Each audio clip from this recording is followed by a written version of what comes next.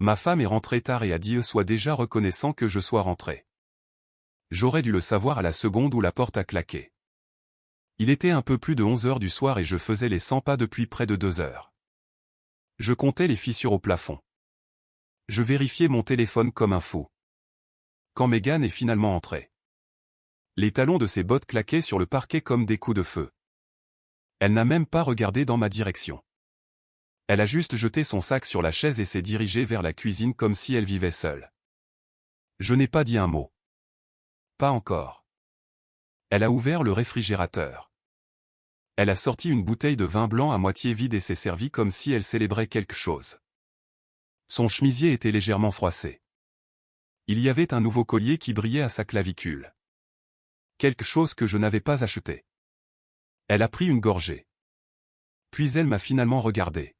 « Ne commence pas » a-t-elle dit d'une voix neutre. Je me suis approché. « Où étais-tu » Elle a souri d'un air suffisant.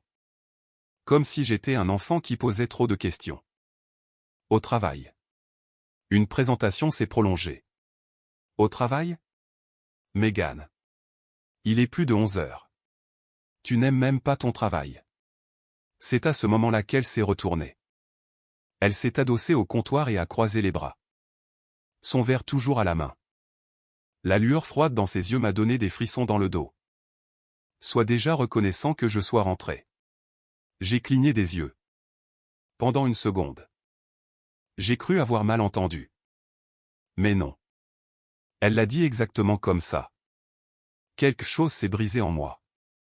Reconnaissant. J'ai fait un pas en avant. Ma voix s'est élevée malgré toute la retenue qu'il me restait. J'étais encore là à t'attendre. Pourquoi tu débarques comme si c'était un hôtel ? Elle s'est moquée. Elle s'est éloignée du comptoir et est passée devant moi comme si je ne valais même pas la peine de me disputer. Tu es dramatique. Ryan. Vraiment ? Je l'ai suivi dans le salon. Parce que c'est la 3e fois cette semaine. Tu disparais. Tu rentres à la maison en empestant le vin et un nouveau parfum. Et tu t'attends à ce que je reste assis là comme si de rien n'était. Elle s'est retournée pour me faire face. Rien ne va mal. Tu manques juste de confiance en toi. J'ai ri fort. Un rire amer. Non. J'en ai fini. Fais tes valises et pars. Voilà. C'était dit. Je ne savais même pas que j'allais le dire jusqu'à ce que les mots explosent de ma poitrine. Elle s'est figée pour la première fois de la nuit. Quelque chose a vacillé dans son regard. Pas de la culpabilité. Pas même des remords. Juste de la peur. Comme si. Peut-être. Je le pensais vraiment. Mais elle n'a pas bougé. Je ne vais nulle part, a-t-elle dit plus doucement maintenant. C'est ma maison aussi. Non. Megan, ai-je rétorqué. C'était notre maison. Tu me traites comme une note de bas de page dans ton emploi du temps depuis des mois. Je t'ai supplié de me parler. Tu m'as repoussé. J'ai essayé de croire que tu étais juste fatigué. Juste stressé. Mais ça. J'ai fait un geste vers elle. Vers le verre de vin. Vers le silence entre nous. C'est un choix. Elle m'a fixé. La mâchoire serrée. Mais elle n'a toujours pas bougé. C'est à ce moment-là que je suis entré dans la chambre et que j'ai claqué la porte derrière moi. Pas pour mettre fin à la dispute. Mais pour sauver le peu de moi-même que je pouvais encore protéger. Vous voulez savoir ce qui est drôle ? Jusqu'à récemment. Je pensais que nous allions bien. Pas parfait. Personne ne l'est. Mais bien. Je suis Ryan. 38 ans. Ingénieur civil à Dallas. Je conçois les bâtiments des autres pour gagner ma vie. J'aime les choses qui restent à leur place. Megan et moi sommes mariés depuis 8 ans. Elle travaille dans le marketing. Directrice de la stratégie. Quoi que cela signifie de nos jours. Elle a commencé à rentrer de plus en plus tard. À repousser les conversations. En disant qu'elle construisait un avenir. Il s'avère que j'étais le seul à essayer de construire quelque chose. Et si vous pensez que cette nuit-là a été la pire, vous vous trompez. Parce que ce qui a suivi a brisé bien plus que ma fierté. La lumière du matin a toujours le don de rendre tout plus doux. Plus léger. Mais ce jour-là, elle a juste rendu le silence plus assourdissant. Je me tenais sur le pas de la porte de la cuisine. Je regardais Megan au fourneau comme si de rien n'était. Elle préparait des œufs. Brouillés comme je les aimais. Et fredonnait doucement comme si elle n'avait pas menacé de réduire notre mariage en cendres à peine 8 heures plus tôt. Bonjour, a-t-elle dit sans se retourner. Sa voix était légère. Presque joyeuse. Je n'ai pas répondu tout de suite. Je l'ai juste regardée. Attendant un signe que la nuit dernière avait signifié quelque chose pour elle. Une lueur de culpabilité. Un regard de remords. Rien. Elle s'est retournée. A posé une assiette sur la table. Et a souri comme si nous étions toujours le couple de la carte de vœux. Le café est frais. Tu en veux? J'ai tiré une chaise. Je me suis assis lentement. Tu penses que préparer le petit déjeuner efface la nuit dernière? Son sourire a vacillé pendant une fraction de seconde. Juste assez longtemps. Je pense que les gens disent des choses qu'ils ne pensent pas quand ils sont en colère, a-t-elle dit. En repoussant ses cheveux derrière son oreille. Tu m'as dit de partir. Ce n'est pas une conversation. Ryan. C'est du drame. J'ai pris une longue gorgée de café. Ignorant la nourriture. Non. Ce que tu as fait. C'était du drame. Elle a soupiré. S'asseyant finalement en face de moi. Écoute. Mon travail est intense. Tu le sais. J'essaie d'assurer un avenir pour nous. Les promotions ne tombent pas du ciel. Alors pourquoi ai-je l'impression d'avoir disparu de ton radar? Je me suis légèrement penché en avant. Tu n'es jamais là avec moi. Et quand tu le es, c'est comme si ton corps était dans la pièce. Mais ton esprit a 1 million de kilomètres. Son regard est tombé sur son assiette. C'est juste une période. Les choses vont se calmer. Ce n'est pas ce que je demande. J'ai gardé une voix stable. Bien que chaque mot appuie sur le nœud dans ma poitrine. Je demande où nous sommes passés dans tout ça. Elle n'a pas répondu tout de suite. Elle a juste poussé ses œufs avec sa fourchette comme si elle cherchait une réponse quelque part dans le jaune. Je fais ce que je dois faire, a-t-elle finalement dit. Pour nous. Pour la stabilité. Je l'ai regardée alors. Pas seulement ses mots. Mais elle. La distance prudente dans son ton. Le calme excessivement mesuré. Les esquives. Les esquives. Toujours les esquives. Tu n'as pas le droit de dire pour nous alors que tu ne me dis même pas dans quelle ville tu es la moitié du temps. Ça a fait mouche. Elle a tressailli. Pourtant. Elle ne s'est pas emportée. Elle n'a pas pleuré. Megan était trop posée pour ça. Elle a juste plié sa serviette. L'a posée à côté de l'assiette. Et m'a regardé droit dans les yeux. Ryan. Si tu ne me fais pas confiance. Dis-le simplement. J'en avais envie. Je voulais crier que ce n'était pas le cas. Que chaque nuit tardive. Chaque regard distant. Chaque réunion mystérieuse avec un client avait érodé le peu de confiance qu'il me restait. Mais je voulais aussi des réponses. Des vrais. Pas une explosion. Qu'elle ne parte pas en trombe en me reprochant de réagir de manière excessive. Alors à la place. J'ai demandé prudemment, y a-t-il quelqu'un d'autre? Sa mâchoire s'est crispée. Mais elle a secoué la tête. Non. Il n'y a personne. Mais quelque chose dans sa voix. Ça ne sonnait pas juste. Ça ne semblait pas complet. C'était une demi-vérité habillée d'une prestation soignée. J'ai hoché la tête lentement. D'accord. Elle a de nouveau attrapé son café. Prenant une gorgée délicate. Ses yeux ne rencontrant pas les miens. Tu me crois, a-t-elle demandé après un instant. Je crois que tu as envie que je te croie. C'était tout ce que je pouvais lui donner. Nous sommes restés assis en silence pendant un moment après ça. Les œufs ont refroidi. Le café s'est éventé. Dehors. La ville s'animait. Mais à l'intérieur de notre cuisine. L'air semblait fragile. Comme si un faux mouvement pouvait faire voler toute la pièce en éclats. J'ai quitté la table le premier. Je n'ai rien dit. Je ne l'ai pas embrassé sur la joue comme je le faisais d'habitude avant le travail. J'ai juste pris mes clés et j'ai franchi la porte. Alors que je me tenais devant l'ascenseur. Je l'ai entendu faiblement derrière moi. Ryan. J'essaie. Je ne me suis pas retourné. J'ai juste fixé les numéros au-dessus de l'ascenseur alors qu'il défilait. Quand la porte s'est ouverte. Je suis entré et je l'ai laissé se refermer entre nous. Cette soirée-là était du genre où le calme s'installe lentement et prend ses aises. Je suis rentré vers 6:00 heure. L'appartement sentait l'une de ces bougies à la lavande que Megan aimait allumer quand elle essayait de projeter du calme. Un faux calme. Un calme mis en scène. Le genre que vous allumez non pas pour vous-même, mais pour la façon dont vous voulez être perçu. Elle était déjà sur le canapé. L'ordinateur portable en équilibre sur ses genoux.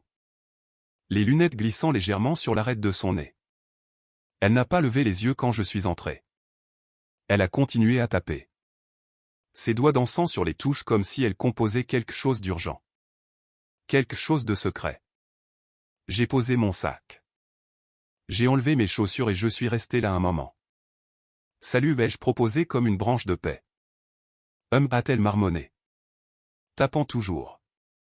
Salut. Pas de sourire. Pas de contact visuel. Juste le tapotement des touches et le faible bourdonnement d'une liste de lecture instrumentale résonnant doucement depuis son téléphone. Je me suis assis dans le fauteuil en face d'elle. L'observant par-dessus le bord de mon verre d'eau. Sa posture était parfaite.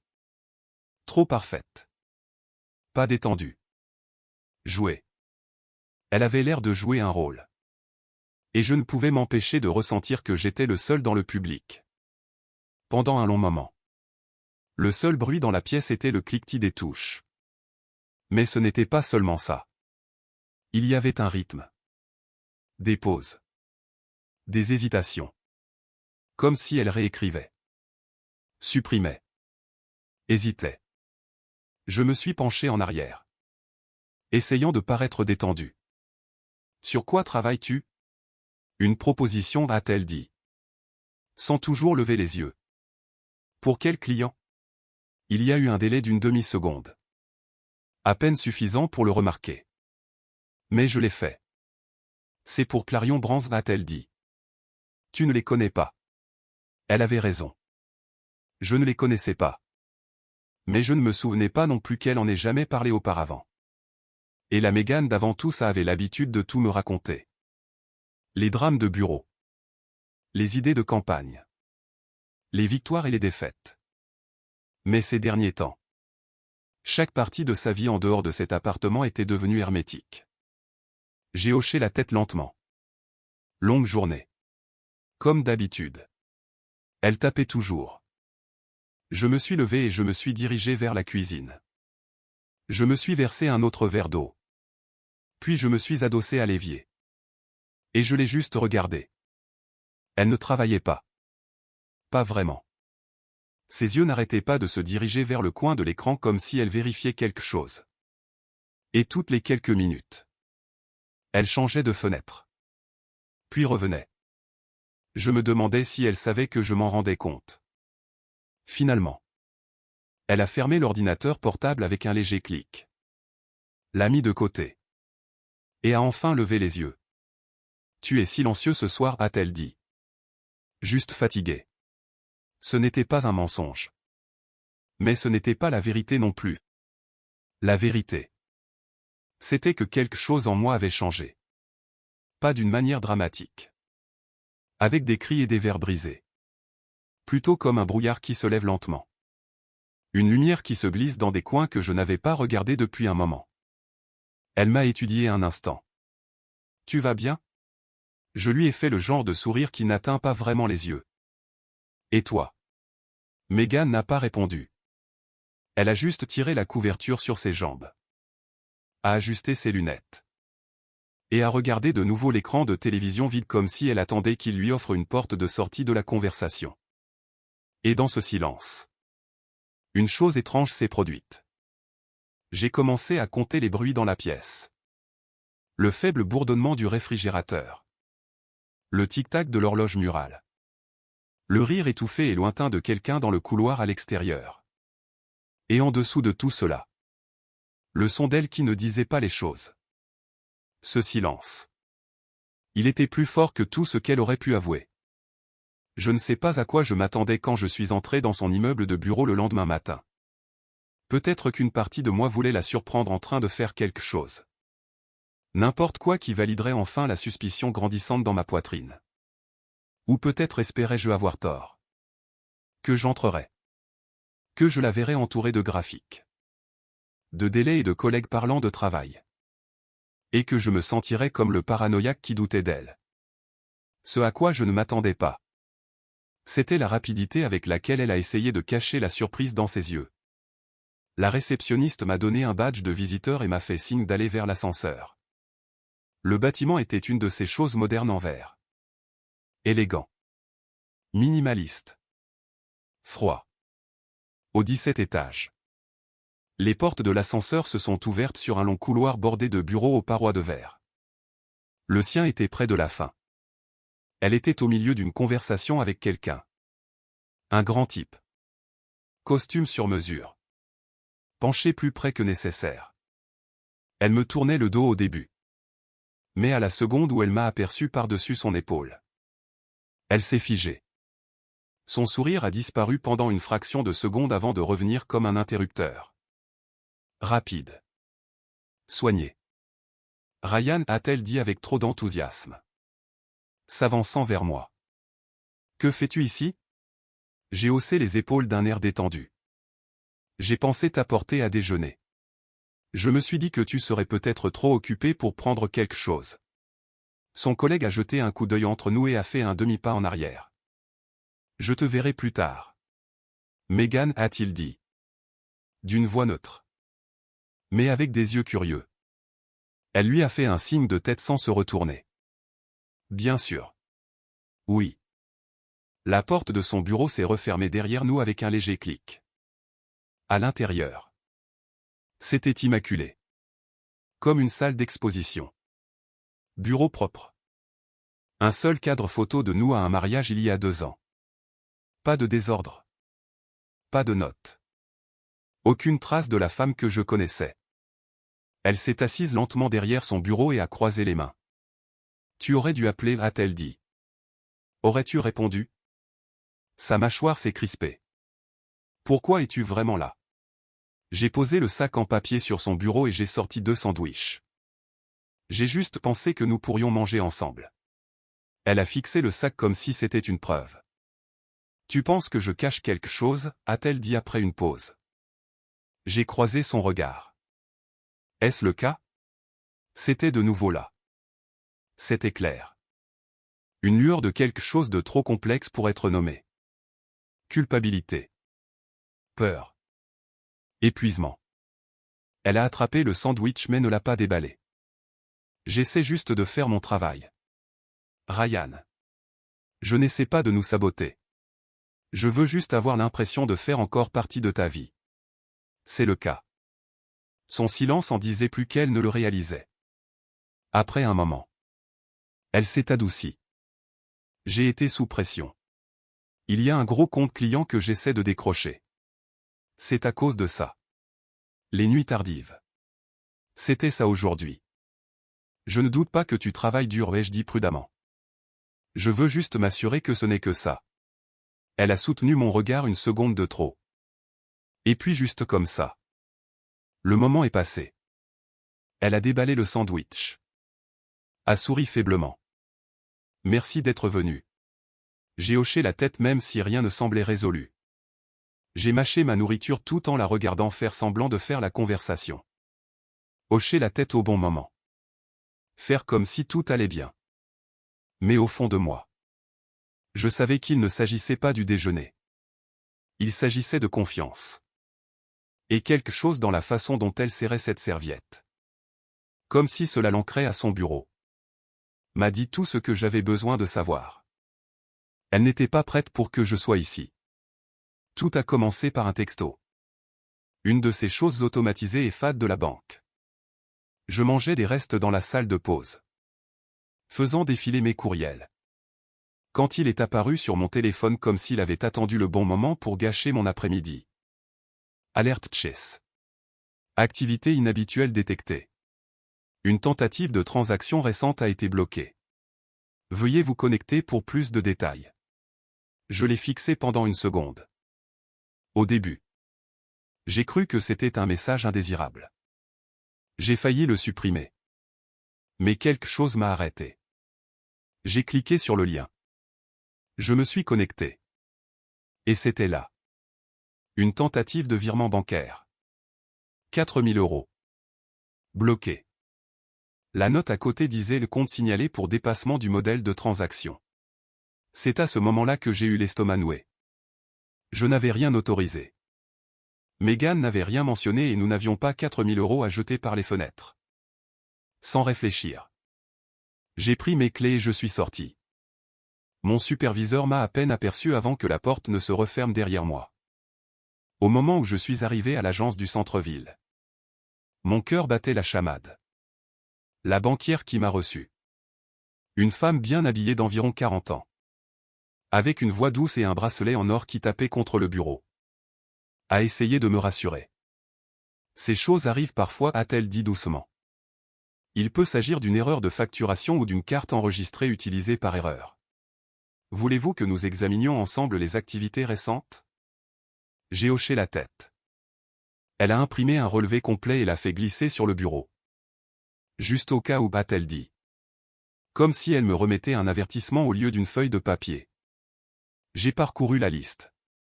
Courses. Essence. Loyer. Quelques frais de plat à emporter que j'ai reconnus. Mais ensuite. Ils étaient là. Une série de prélèvements au cours des 2 derniers mois. Chacun vers une entité corporative différente. Certains dont je n'avais jamais entendu parler. D'autres semblaient vaguement familiers. Comme des noms d'entreprises que l'on verrait sur une facture aléatoire ou enfouis au fond des petits caractères d'un abonnement. 3 retraits de plus de 1 000 € chacun. Tous au cours des 45 derniers jours. Tous marqués avec des codes de vendeurs professionnels. Sont-ils à vous? A-t-elle demandé doucement. Non, ai-je dit. D'une voix basse. Pas un seul? Elle a hoché la tête lentement comme si elle le savait déjà. J'ai plié le relevé et je l'ai glissé dans ma poche. Merci pour votre aide, ai-je murmuré. Me dirigeant déjà vers la porte. Alors que je sortais à la lumière du soleil. Ça m'a frappé. Pas comme un coup. Mais comme un poids qui s'enfonce lentement. Elle ne cachait pas seulement quelque chose sur le plan émotionnel. Il y avait de l'argent en jeu. Et l'argent ne ment pas. Le trajet de retour m'a semblé plus long que d'habitude. J'ai gardé la fenêtre entr'ouverte. Laissant le vent couper la chaleur. Espérant que cela me garderait les pieds sur terre. De retour à l'appartement. Je n'ai rien dit en entrant. Megan n'était pas encore rentrée. Le silence m'a accueilli comme un vieil ami. J'ai posé le relevé bancaire sur la table à manger et je l'ai fixé pendant un moment. Sans lire. Juste en fixant. Parce que pour la première fois, le soupçon n'était plus une ombre. Il avait des chiffres. Des dates. Des noms. Des preuves. Je me suis assis à la table à manger bien après le coucher du soleil. Le plafonnier projetait de douces ombres sur le papier devant moi. Le relevé bancaire que j'avais pratiquement mémorisé maintenant. Une assiette de nourriture froide restait intacte à mon coude. Et le seul bruit dans la pièce était le faible bourdonnement du réfrigérateur et le cliquetis occasionnel de mon stylo tapant sur le bord de la table. Je continuais à entourer les mêmes 5 entrées. Une étiquetée Gordon Rowe Consulting. Une autre pour Vimera Legal Solutions. Un prélèvement particulièrement coûteux étiqueté Danton & Sable Holding. Qui ne me disait absolument rien. Ça n'avait pas de sens. Megan avait toujours été la personne organisée. Méticuleuse sur les factures. Les budgets. Les points de carte de crédit. Nous n'étions pas riches. Loin de là. Entre mon travail d'ingénieur et sa carrière dans le marketing. Nous restions à l'aise dans la classe moyenne. Pas de folie. Pas de secret. Du moins c'est ce que je pensais. Mais ces prélèvements. Ce n'était pas du confort. Ce n'étaient même pas des erreurs occasionnelles. Ils étaient délibérés. Après des heures de vérification croisée, j'ai sorti mon ordinateur portable et j'ai commencé à chercher les noms. Gordon Rowe Consulting n'avait pas de site public. Juste une inscription dans une base de données en ligne douteuse liée à des services fiscaux non standards. Vimera Legal. Une minuscule société écran opérant sous deux noms différents dans deux villes différentes. Danton & Sable Holding. C'est celui qui a frappé le plus fort. C'était une société de services financiers basée à Dallas. Et l'une de leurs spécialités. Les portefeuilles immobiliers et de prêts personnels. Mon estomac s'est noué. J'ai cherché plus en profondeur. En ciblant l'adresse. Et c'était là. Un bâtiment à moins de 15 minutes du bureau de Meghan. Sur leur page d'accueil.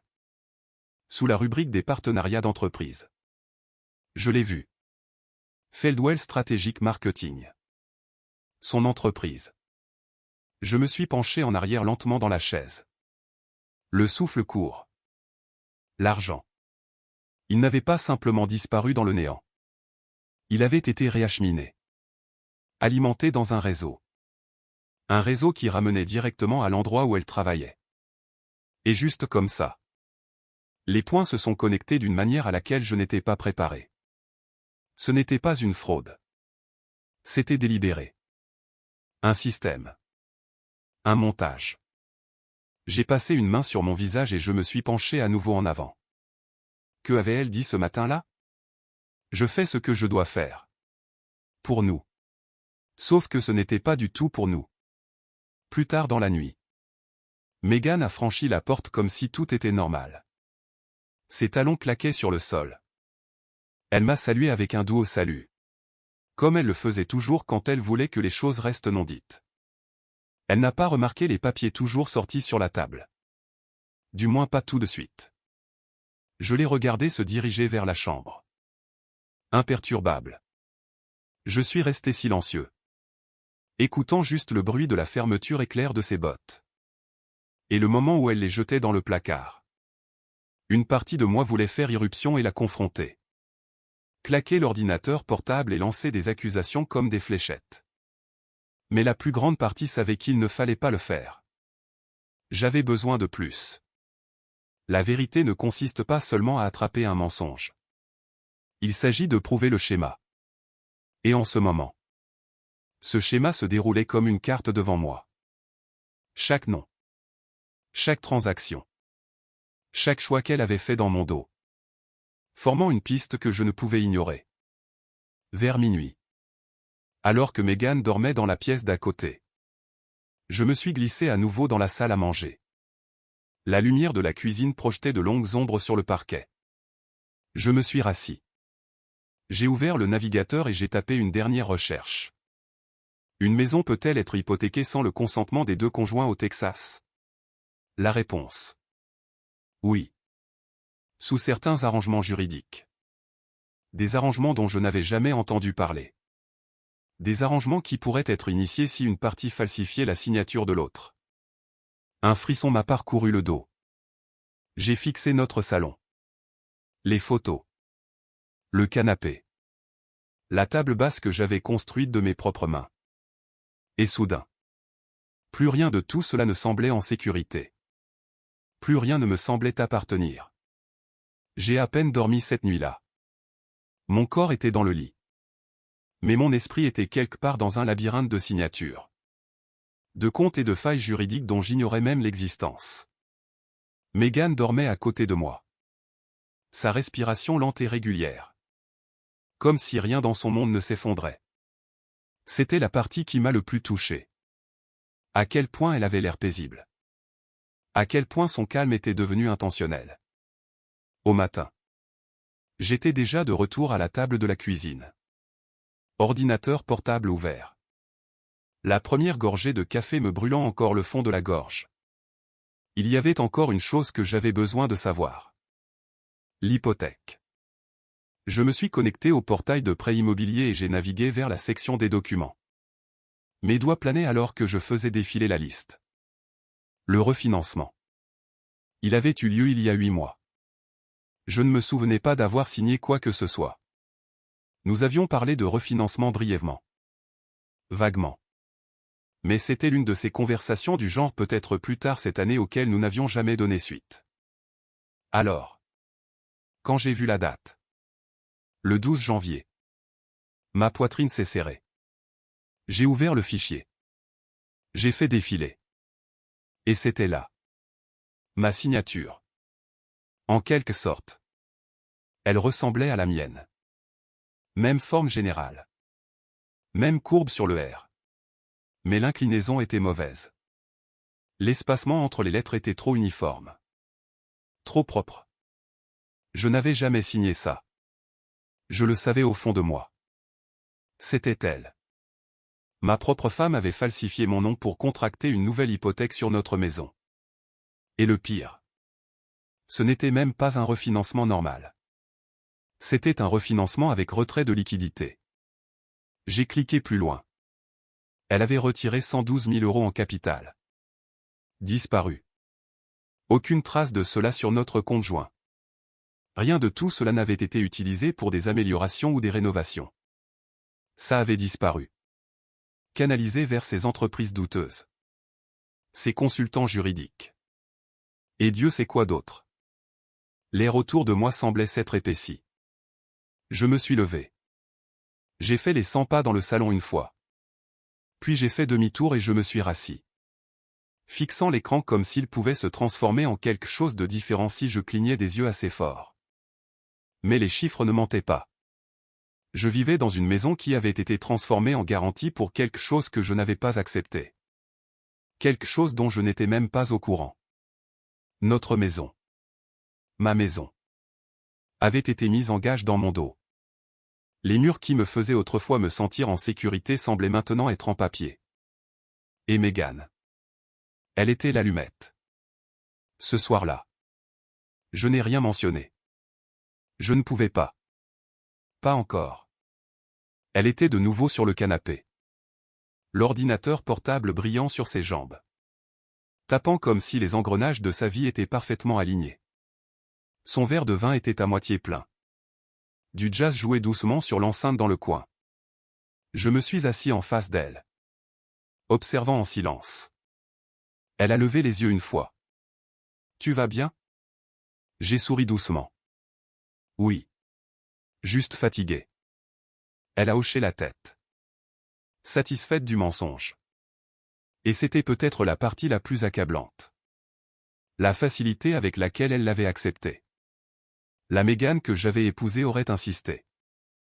Aurait vu clair dans mon jeu. M'aurait attiré vers elle et m'aurait demandé ce qui n'allait vraiment pas. Mais cette version. Elle s'accommodait parfaitement de la distance tant que je ne perturbais pas l'illusion. Elle ne voulait pas la vérité.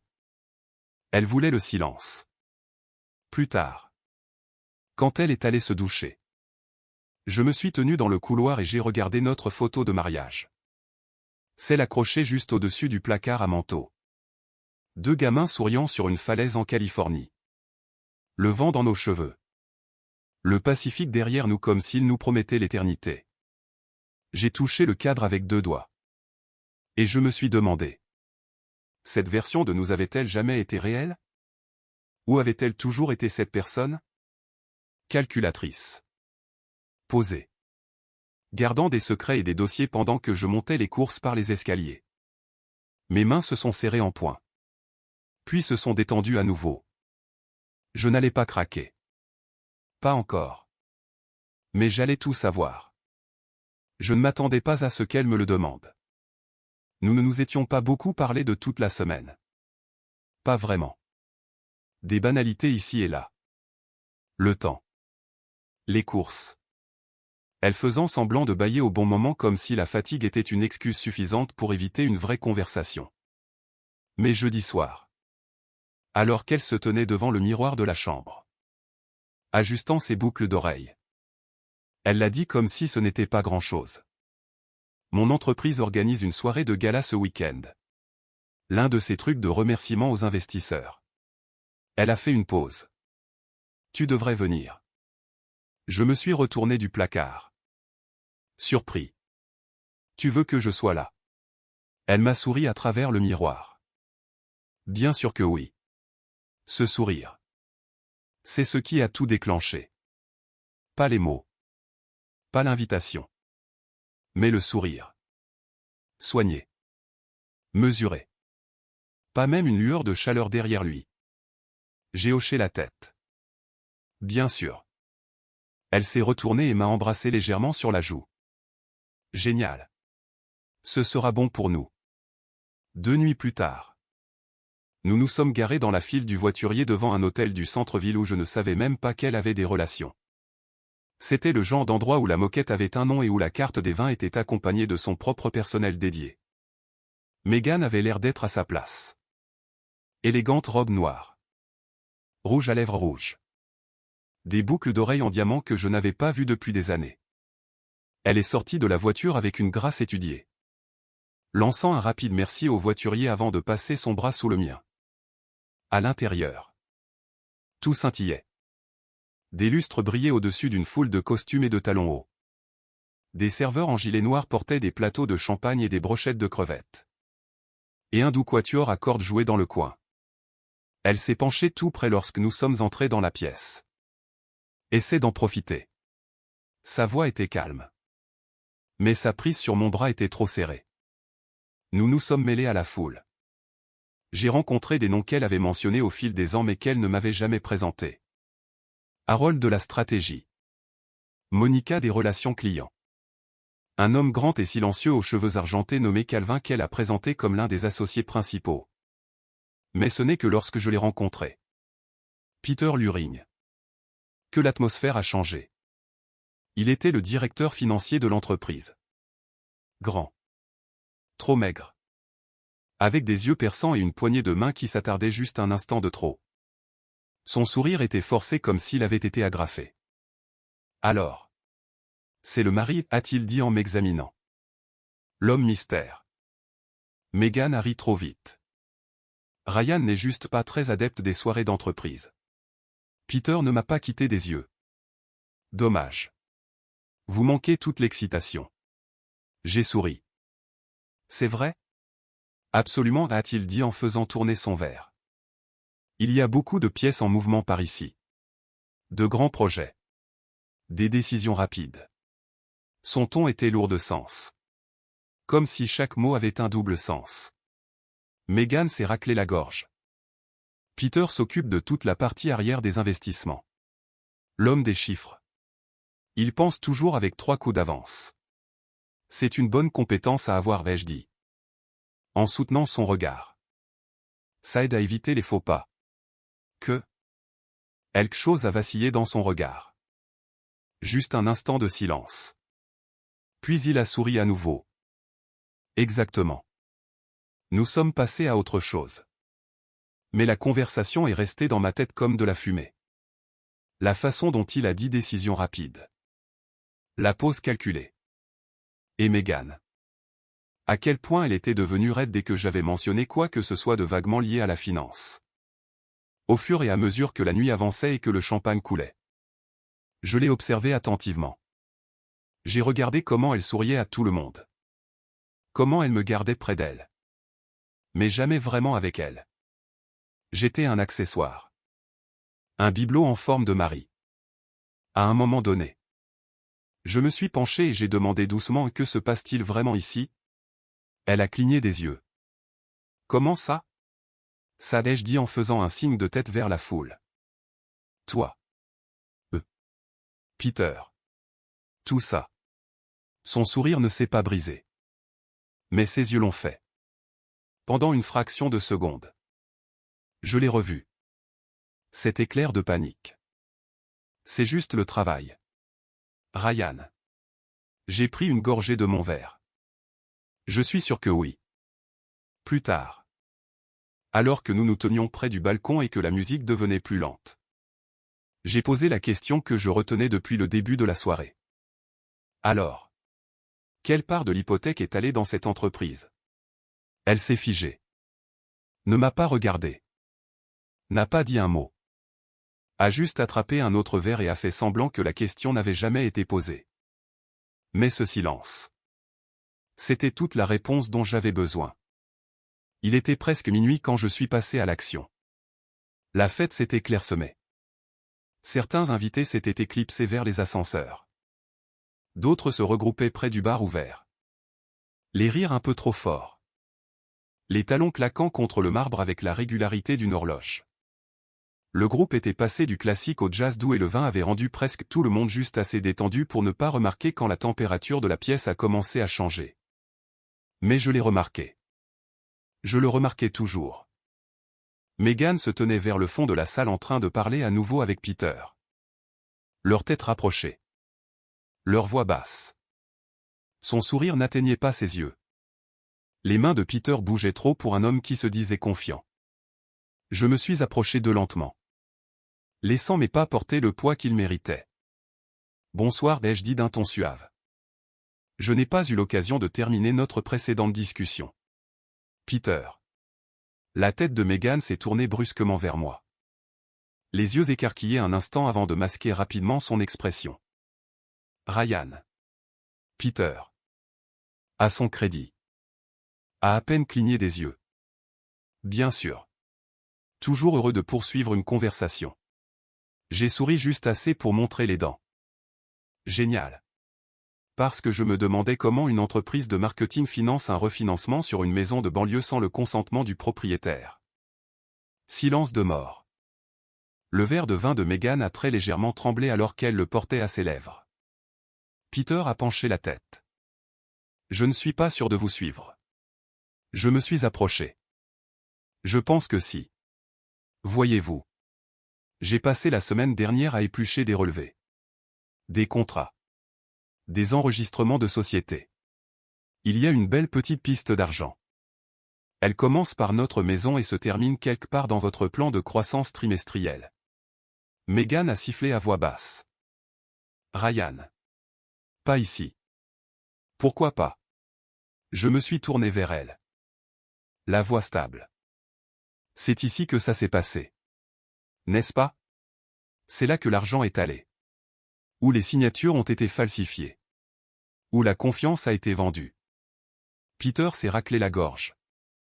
S'il y a des inquiétudes. Je suis sûr qu'il est préférable de les aborder en privé. Et non lors d'une célébration d'entreprise.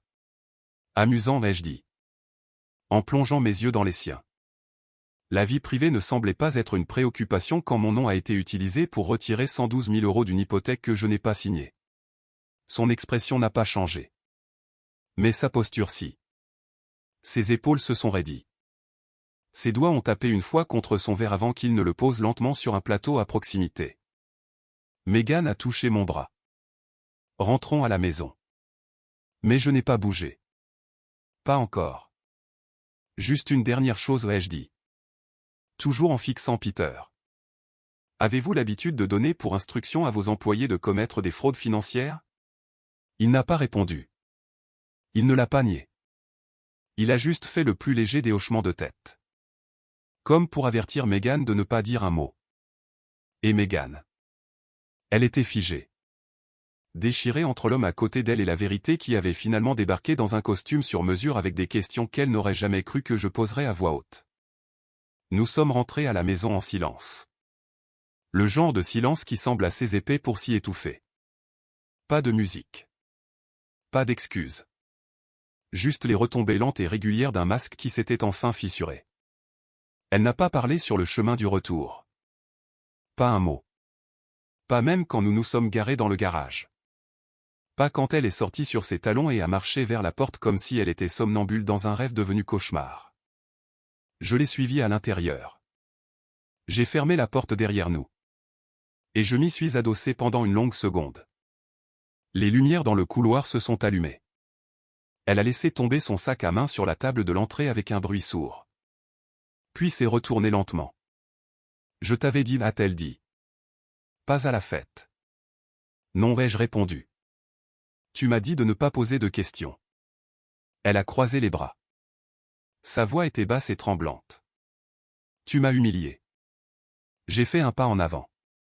Le visage de Megan s'est déformé. Quelque chose entre la culpabilité et la fureur. Tu ne comprends pas ce que ça a été pour moi. Alors explique-le, ai-je lancé. S'il te plaît. Parce que je meurs d'envie d'entendre comment contracter des prêts en mon nom et canaliser de l'argent vers une sorte de système pyramidal déguisé en entreprise est une sorte d'appel à l'aide. Ce n'est pas un système pyramidal, a-t-elle sifflé. J'ai ri amèrement. Alors qu'est-ce que c'est? Elle a baissé les yeux. Ses mains tremblaient. C'est un effet de levier. Cela m'a arrêté net. Un effet de levier, ai-je répété. J'avais besoin de faire mes preuves, a-t-elle dit. Les mots se bousculant maintenant. Peter m'a donné une chance de monter en grade. Il a dit que je pourrais gérer les acquisitions de fonds clients. Il a dit que si j'aidais à faire rentrer rapidement des liquidités, j'obtiendrais des capitaux propres. Une vraie participation. Et la maison? Ai-je dit. L'hypothèque? Sa voix s'est brisée. Nous avions besoin d'une garantie. Un actif papier. C'était censé être temporaire. Juste pour passer la phase d'investissement. Il a dit que personne ne regarderait. Que nous pourrions tout restructurer avant que ça ne nous retombe dessus. Nous, ai-je dit sèchement. Il n'y a pas de nous dans cette décision. Megan. Tu l'as pris seule. Tu as joué avec mon nom. Mon crédit. Ma maison. Pourquoi faire? Une promotion? Des larmes ont perlé dans ses yeux. Mais je ne pouvais plus m'arrêter maintenant. Tu m'as laissé m'asseoir en face de toi tous les soirs, ai-je dit. En m'approchant. Te regarder faire semblant de discuter. M'embrasser pour me souhaiter une bonne nuit comme si tout allait bien. Pendant que tu vendais des morceaux de notre vie pour garder ta place à une table que je n'ai jamais demandé à rejoindre. Je ne voulais pas tout perdre, a-t-elle murmuré. C'est déjà fait. Sa tête s'est relevée brusquement. J'ai pris une inspiration. Une longue inspiration. Puis j'ai pointé du doigt la porte de la chambre. Je veux que tu partes. Tout de suite. Plus d'explications. Plus de demi-vérité. Fais tes valises ce soir. Elle a reculé comme si je l'avais giflé. Tu es sérieux? J'ai hoché la tête une fois pour toutes. Elle m'a fixé. Les yeux rouges. Les lèvres entr'ouvertes. Des mots sur le bout de la langue. Mais elle n'a pas parlé. Peut-être parce qu'elle a finalement réalisé qu'il n'y avait plus rien à dire. Je me suis détourné et j'ai marché vers la cuisine. Le bruit des roues de sa valise cliquetant doucement derrière moi alors qu'elle la traînait dans le couloir. Chaque son ressemblait à un dernier clou dans le cercueil d'un mariage déjà à 6 pieds sous terre.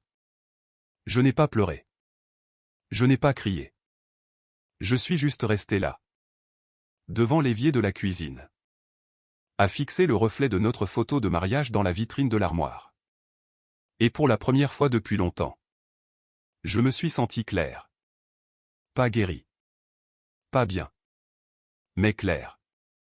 3 mois plus tard. La salle d'audience sentait le bois froid et le parfum cher. Je me suis assis au 2e rang. À quelques sièges derrière les procureurs.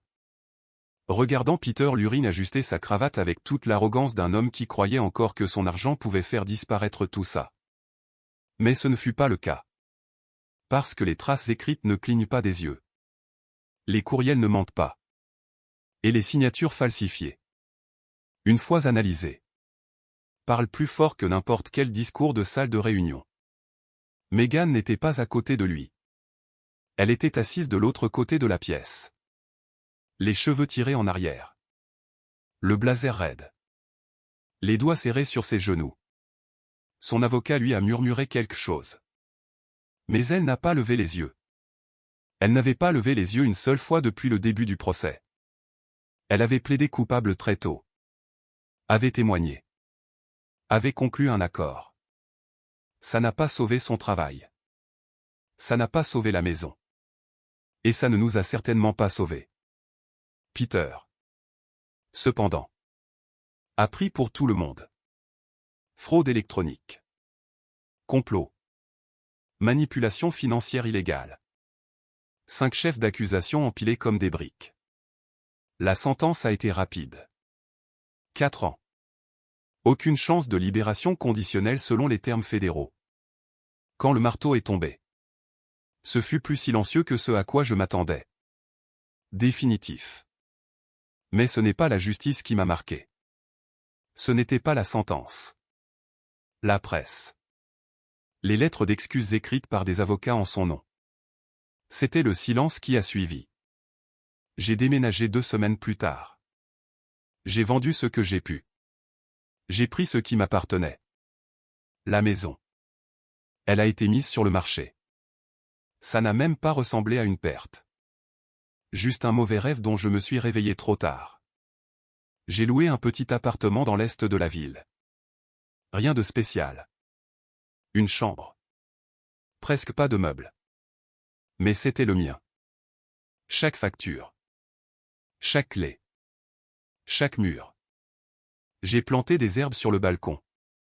J'ai acheté une étagère d'occasion. Et je l'ai enfin rempli des romans pour lesquels je n'avais jamais pris le temps. Je suis devenu silencieux. Je suis devenu simple. Et pour la première fois depuis des mois, j'ai recommencé à entendre mes propres pensées. Pas sa voix. Pas ses mensonges. Les miennes. Hier soir. Je me suis assis sur le porche avec une bière et j'ai regardé le coucher du soleil rouler derrière les toits. Le ciel saignait de l'orange au violet. Comme un feu se refroidissant pour devenir calme. Et j'ai repensé à ce que Megan avait dit la nuit où je l'ai mise à la porte. Je ne voulais pas tout perdre. La vérité est qu'elle l'avait déjà fait. Parce que tout ne se résume pas au travail. Ce n'est pas la maison. Ce n'est pas le titre. C'est la confiance. L'honnêteté. L'espace entre 2 personnes où vit la vérité. Elle a joué cela pour avoir une place à la table de quelqu'un d'autre. Et moi. J'ai finalement tourné le dos à tout ça. Avez-vous déjà survécu à quelque chose que vous n'aviez jamais vu venir? Pour réaliser que la personne qui vous a trahi n'était pas seulement votre conjoint, mais la version de vous-même qui n'arrêtait pas de lui trouver des excuses? C'était moi. Mais plus maintenant. Maintenant je ne reconstruis pas. Je redessine. Et c'est la différence entre survivre à une trahison et devenir quelqu'un qu'ils n'ont jamais vu venir.